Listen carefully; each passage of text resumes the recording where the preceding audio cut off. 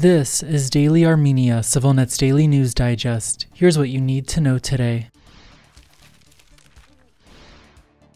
Russia has warned Armenia that Yerevan's accelerating tilt to the west could cause permanent damage to its relations with Moscow, just one day after the country's prime minister floated the possibility he may pull out of a Kremlin-led military alliance. If Yerevan continues on its current course, that could ultimately cause irreparable damage to our allied relations, create serious risks for the country's sovereignty, and completely destroy the mechanisms in place ensuring the country's security, the spokesperson for Russia's foreign ministry told reporters yesterday. We cannot help but be alarmed by the Armenian leadership's counterproductive and sometimes even offensive rhetoric, including ultimatums, Maria Zakharova added. That was in reference to comments by Nikol Pashinyan earlier this week indicating he is considering pulling his country out of the Collective Security Treaty Organization, a Russian-led military bloc. If the issues between Armenia and the CSTO are not addressed and resolved, Armenia will leave the CSTO, the Prime Minister said during a rare press conference Tuesday in his clearest remarks on the matter to date. Continuing, Zakharova also decried Pashinyan's recent decision to expel Russian border guards from Armenia's main airport, where they have been stationed for more than 3 decades, calling the move the latest in a whole series of unfriendly steps and statements that do not meet the interests of Armenia's security. Still, she stressed, Russia continues to value our ties with the Armenian people and remains ready for confidential, normal, mutually respectful dialogue on the entire range of pressing issues, including cooperation at the CSTO. There was no immediate reaction from Yerevan to Zakharova's latest remarks.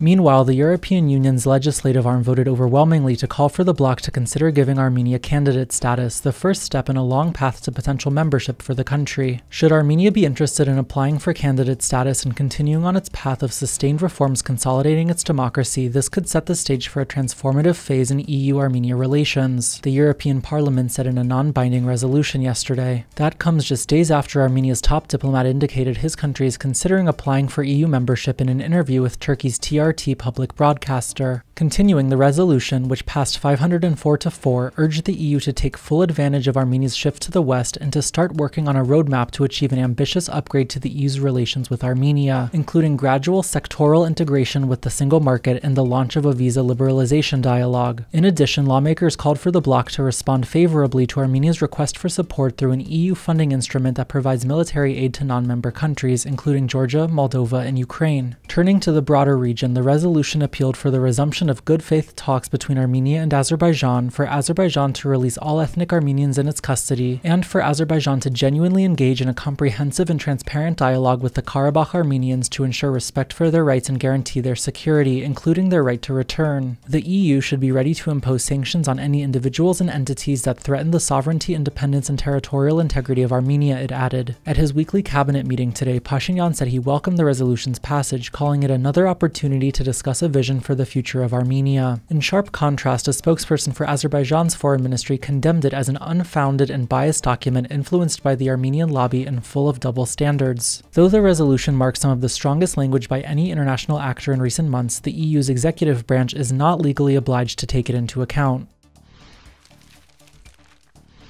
You can also check out the latest episode of CivilNet's weekly Insight series. This week, host Eric Hakopian breaks down what exactly the European Parliament's vote means for Armenia moving forward, and also goes over the most important takeaways from Pashinyan's press conference earlier this week. You can find the full broadcast up now on civilnet.am or through the link in the video description below. And finally, the CivilNet number of the day is 1907. That's the year the acclaimed painter Vardgas Suranyans completed his portrait of the biblical figure Salome, widely considered a masterpiece of 20th century Armenian art. After 4 years of painstaking restoration work, Salome will be put back on view at Armenia's National Gallery, the museum announced today. And as always, please follow CivilNet for the latest news and independent reporting from our contributors on the ground here in Armenia.